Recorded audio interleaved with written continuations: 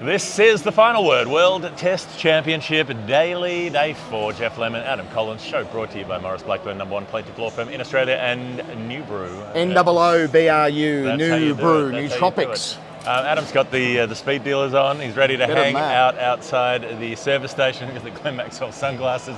But today is a day that we need to talk about a bunch of other things. First, you need to wrap up what there was of play on this fourth day in 30 seconds. Terrific stuff. 69 runs to win, 8 wickets in hand. They lose Bavuma early, ending a 147-run defining stand for the third wicket. Stubbs didn't look that convincing. They were grinding their way to the target of 282. Bettingham far more so when he came in to replace him. Unfortunately, Markram was the last man out with a couple of runs to win, but boy, his 136 is an instant classic, one of the most consequential test innings ever played. South Africa victorious by 5 wickets. Cue the celebrations, stop on the 30 seconds, start on the next bit. This is magnificent. This is party time. It is beautiful. I mean, the emotion in this ground, the tears that have been shed with parents and their kids. It's Jeremy and I on comms both found it quite emotional when talking about it as well.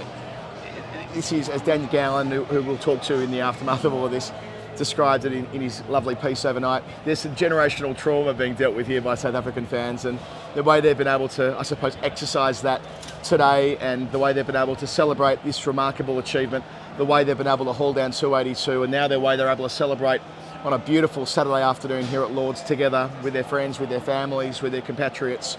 It's what it's all about. I feel privileged to have been here. I feel privileged to have covered this final, and now looking forward to talking about how it's all come to pass. There's a lot of trauma in South African history, full stop, over the decades, over the centuries even. You've got a country where South Africans harmed South Africans through the apartheid era, where there was so much distress and so much destruction done. You've got a country that was rightfully pushed out during the apartheid era, wasn't allowed to participate in international sport, and then a country that came back in feeling like it had a curse hanging over its head. The number of things that went wrong, the way they went wrong for South African teams in tournaments, in World Cups, 50 over World Cups, more recently 20 over World Cups. Finally, you have this Test Championship. Yes, they were the world #1 team at times, but to have the chance to play a final, to play a knockout game, to take a major trophy and to take that home.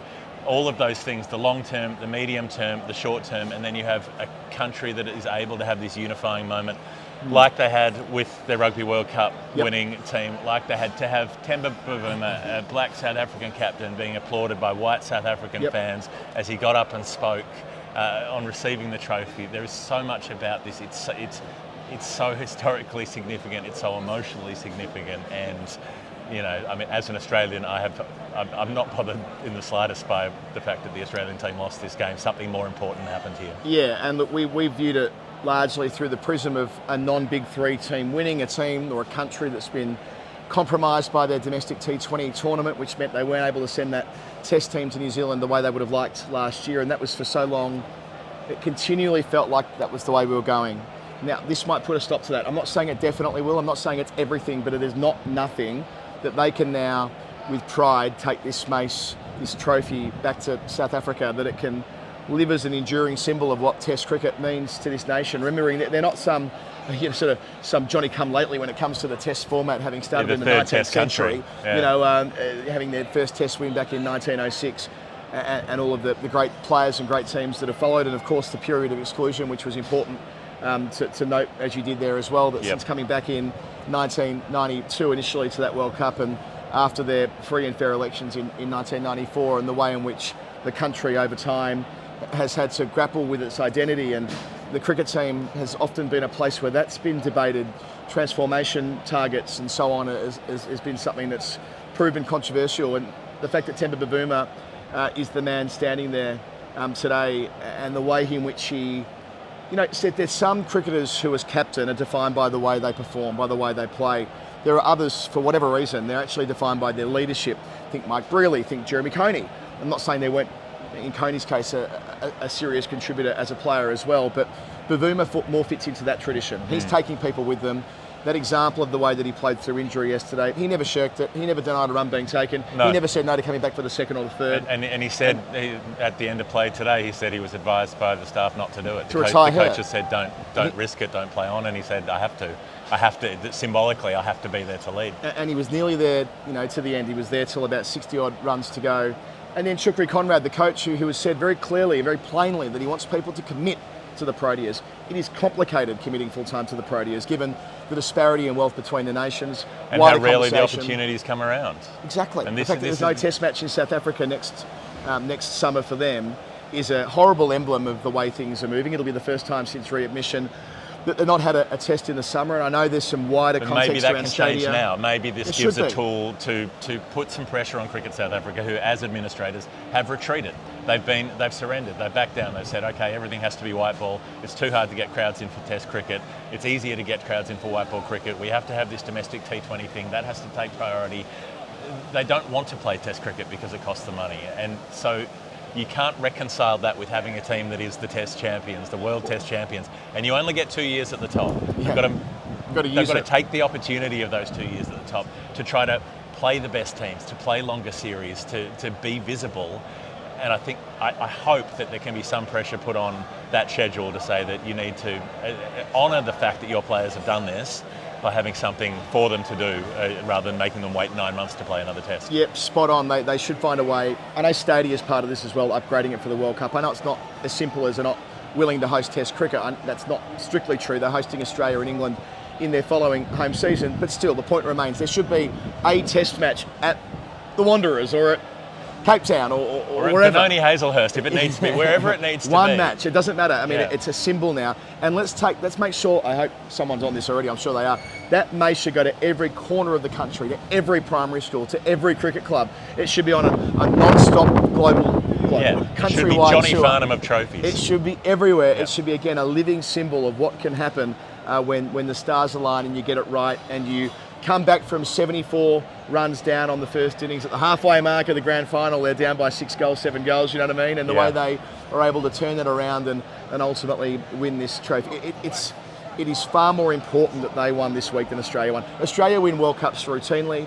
Australia, this team, and there'll be time. This was a nice to have for Australia. And there'll be room in this conversation and others that we have with other people too about where Australia haven't quite gotten it right this week, losing at one stage 7 for 45 in their second innings and 5 for 20 in their first innings. And when the pitch went to bed, it was at exactly the wrong time for them, although they did benefit from that in the first 2 hours yesterday.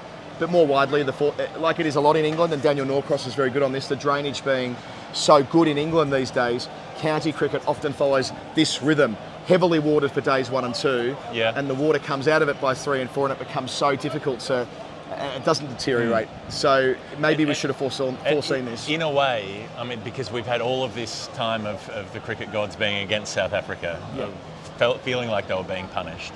In a way, the cricket gods were with them this time. They won the toss, they got to bowl out Australia cheaply, that helped. But they got bowled out cheaply enough that it helped them win the test match in the end. Like, my theory is, had South Africa made 60 more runs in their first innings, they would have lost the test. Because the rate that they were scoring at was so slow, they would have soaked up enough overs that they would have put Australia's batting into the subsequent day when the pitch had become more placid. If Australia go into that third day with Stark and Lyon batting, if they go in, as Ali Martin was chatting to me upstairs, said if they'd gone in even with Stark and Carey, Australia maybe put on another 150 rather than another 50. Like maybe Rabada getting Carey out is the turning point of the innings late on that second day. Maybe the most important intervention that Rabada made. So that actually worked for South Africa. They got bowled out quickly enough that they were able to take Australia down while the conditions were there, rather than letting Australia bat when conditions were good and letting that lead become 380 instead of 280. Because had it been a lot more, like it was starting to get could have got pretty close at the end. You know, Bavuma gets out and then Stubbs lasts quite a while, 40 odd balls, but made 8. Even when he gets out, there's still 40 plus to get, and it still could have got dicey. Now, if that had been 80 or 90 or 110 or 120 to get, South Africa probably go on to lose that game. But the one thing they got out of, like, there was all the embarrassment of sending the C team to New Zealand and how bad that looked, but they got David Beddingham out of that tour. And David betting in, he betted in again. He got a terrific ball first half after Stark had knocked over Stubbs with an absolute scorcher. round the wicket, left arm angled in, took the leg bail off. Perfect. Magnificent stuff. And then Bettingham almost nicks one of the ball that goes the other way, just misses the off stump and the edge. But he managed to settle in, he managed to stay, he managed to be not out at the end. He's been so important at different times for South Africa since he came through into the team. Yeah, so when they lose Stubbs, the score's 241. So what? They did 41 to win by that point. And you're right, the ball to Bettingham, that clips the outside edge. That Pandemonium. That would have been proper cat pigeon stuff, Yeah. right? But it doesn't. Maybe you're right about cricket gods. They were smiling on South Africa today. There'll be a lot of Australians who feel aggrieved by the way this has played out. Fair enough. That's you're entitled to do so. And the way the team was assembled for a one-off grand final, which if you go back and read and listen to our comments, we probably were quite supportive of that idea. Can you hear that? I wonder if this is picking up on the mics. They are having a festival out there. I'm not sure what language the song they were singing before you came out here in Jeff, but they were blowing the roof off that joint. One of the South African languages, of course, but yeah, they are having the times of their life from a sporting perspective, which is just a truly joyous thing. But yeah, the Australian fans will point at selection. They'll point at the batting collapses. With selection, especially, they'll look at the top three. Now they've got big questions to answer in. I wouldn't say the short term because the Windies is a little bit different, slower, lower conditions. Clearly Constas will play. Clearly Khawaja will keep his spot for conditions where he should excel. Who's going to bat three? That's an open question. Maybe Labuschagne gets a reprieve on the basis that Smith won't be there. Green will go to 4, Labuschagne Green to go to 4. You can see a world where that's and maybe even Inglis plays instead of Green. But still, the wider point is that I think most cricket fans who love the game first and maybe the Australian team second will be able to take something from this in the way that a lot of people took something from Shamar Joseph's 7-wicket haul at the Gabba a couple of years ago. There's a bigger picture at play here, and I think that the way that there's a way of being magnanimous in defeat, and I think most Australian fans, I like to believe, there'll be criticism, and rightly so, but also can see the bigger picture here, and if you love the test format of the game and you want it to grow and flourish, and you want to see South Africa as a powerful and potent test-playing nation into the future, and others like it who aren't as wealthy, then days like today may lay a bit of a floor under that. Yeah, I think it's less magnanimity and more that understanding of the bigger picture. That in order for us to enjoy the sport we love, we need as many teams who are as good as possible and who have the opportunities to show what they can do. And what you got to see was one of the great bowling performances. Rabada's 9 wickets in the match is the only reason South Africa were within touching distance in that fourth innings, and then Markram producing the innings of his life. Not just what he did yesterday with the 100, but the fact that he saw it almost all the way through today. He got to the point where they needed 6 to win. He didn't end up trying to hit a 6, he tried to hit a 4, but he tried to smear it through mid-wicket and got brilliantly caught by Travis Head. But in a way I didn't mind that. It was he got his moment, he got to come up on his own, be applauded off the field, walk up through the long room on his own and have his ovation. I wanted him to hit the winning runs. I wanted 141, not 136. Of course he wants to be there at the very end, but at least the consolation is he got that moment on his own. Like Michael Clarke leaving the field at the 2015 World Cup, which he got that 95,000 people, whatever it was, the most ever to a World Cup final, applauding him off the ground.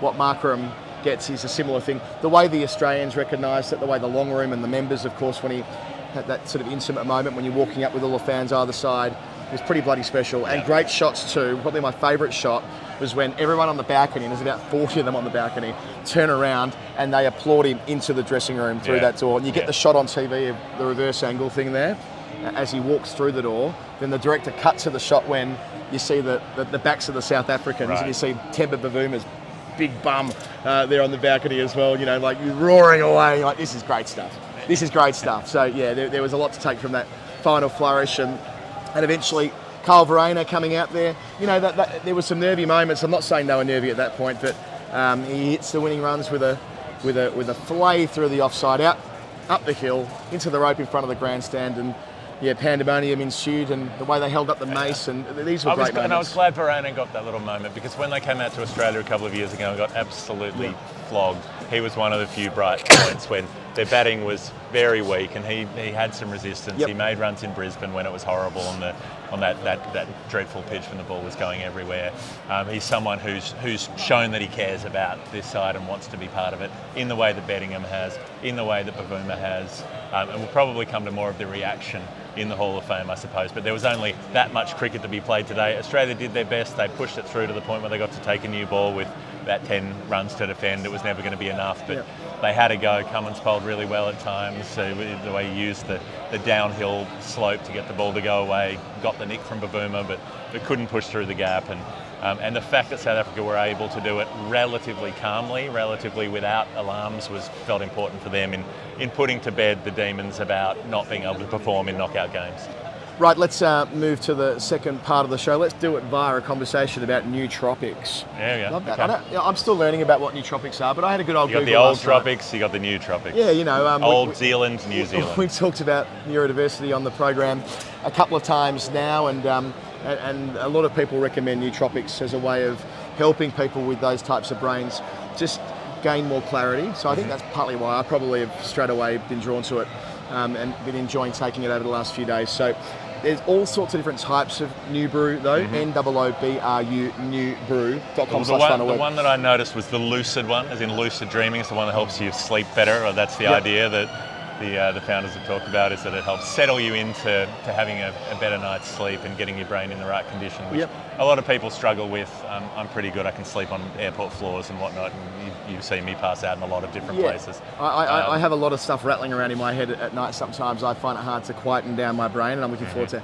having a dart at that. There's the Pro one, which has been tested, and I only cite this because people get a bit funny about pro sports and supplements. It's met all the criteria that one needs to meet to make sure that athletes can take it free of any concerns about testing and that type of thing. Sure. So that's the Pro one. I haven't taken that yet. I might take it before I bowl on.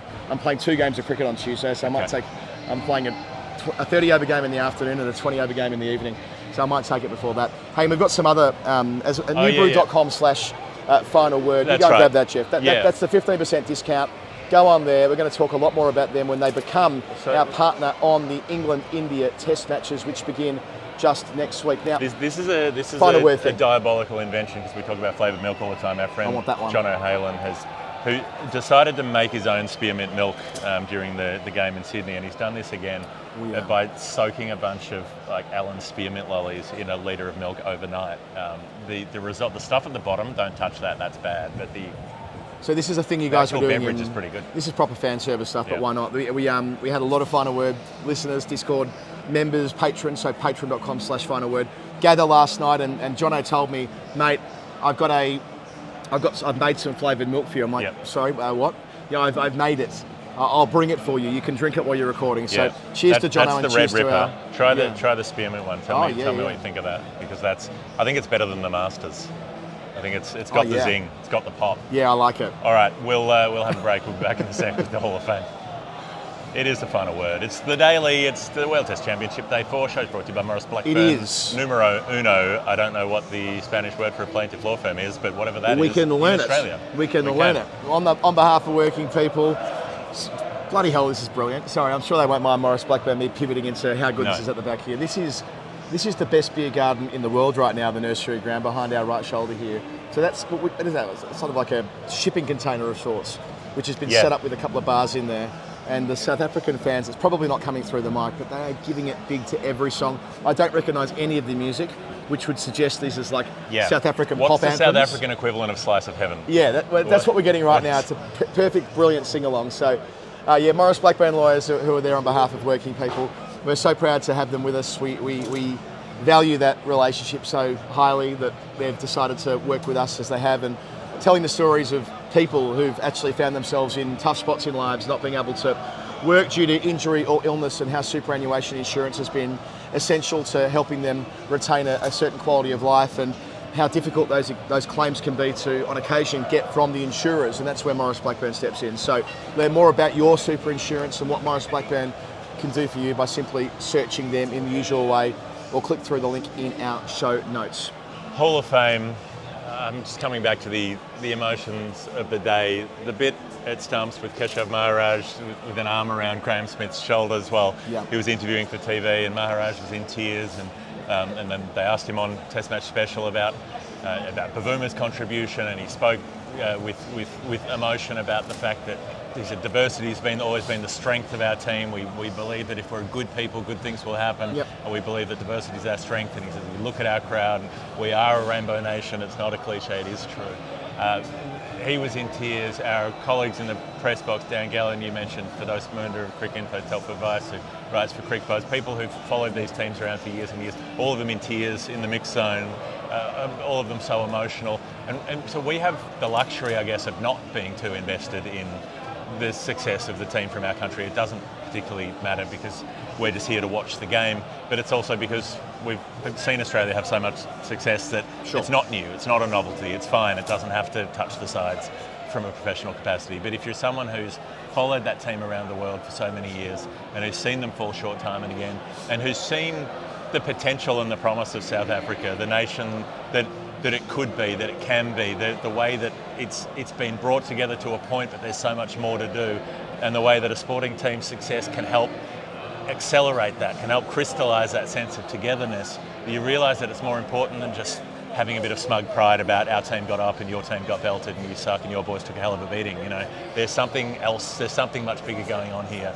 And you can see that when you see professional colleagues break down at the result of a game after being so staunch and kind of jaded and pretending they don't care for years and years. Oh, well, we're philosophical, we're fatalists, we're defeatist, it always happens, don't worry about it.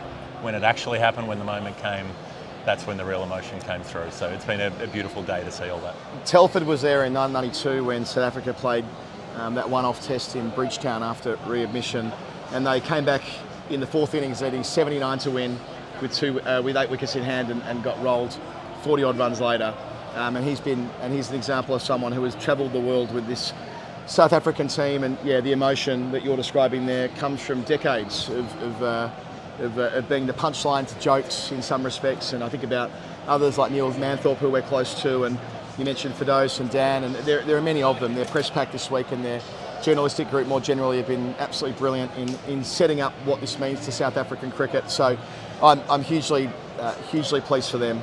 In terms of other bits and bobs of a similar theme, I mentioned it in the intro, but the generations together, kids with parents, where the parents are crying and the kids probably don't have that same level of knowledge of what's come before it.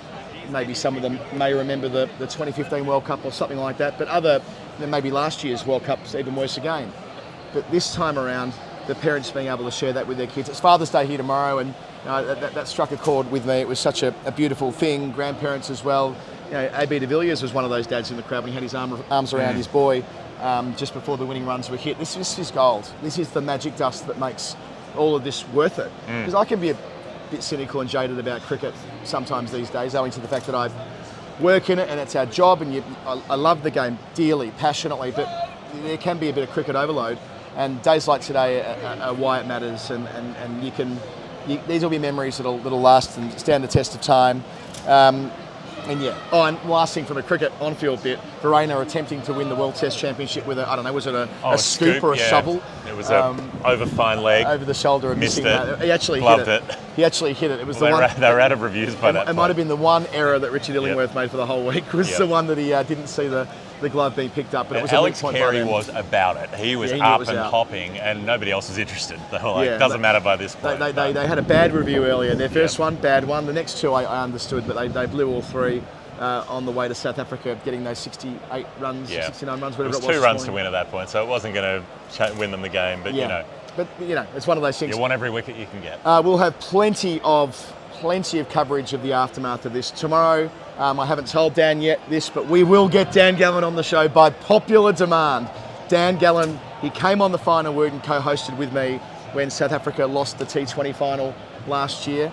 And he was very emotional and very passionate in the way that he is. Such a great fella, and he expresses himself so well. It'll be an entirely different vibe when we get him back for our aftermath show. Then Jeff and I will be going to the Windies next week. We're kind of in between now and then. We've got a test match between England and India, where there'll be daily shows. There'll be a weekly show at some stage soon, which we're due for, a weekend show. which will follow in the gap as well. But we're right in the thick of things now. So if you want to be in our team, if you want to support us in the way that we do what we do, the best way to do that is patreon.com/thefinalword. Join up there, join up on Discord, meet some of the nicest people you ever could. You might even end up with a pair of sunnies. I'm not saying I'll give you a pair of sunnies, but these are Glenn's new ones that he's been wearing. Oh, nice. These are the green-blue ones that he's getting around in the MLC at the moment. Yep. So I've got a pair of them off Ben, his manager, Ben Tippett, who's been here this week as well. It's been that kind of week. We've all been here. We've bloody loved it. It's been an outstanding World Test Championship final. It should always be long at may Lord's. it prosper, and it may be. Simon Burton did some reporting the last couple of days that said that Jay Shah might have seen the game here and thought it was good enough that they're willing to let the next couple stay here. Yeah, that's the scuttlebutt. And our great mate Will McPherson hope had that yarn as well, saying the next 3 will be held here. So hopefully that comes to pass, because this is the perfect place for a neutral test match, the way that it was this week. Hard to think of a test that we'll look back on with more fondness than this. Jeff, we're done. South Africa, champions. They've done it. They've won. They are the champions of the world. Quack, quack, quack. Final Word Daily. See you later. Bye.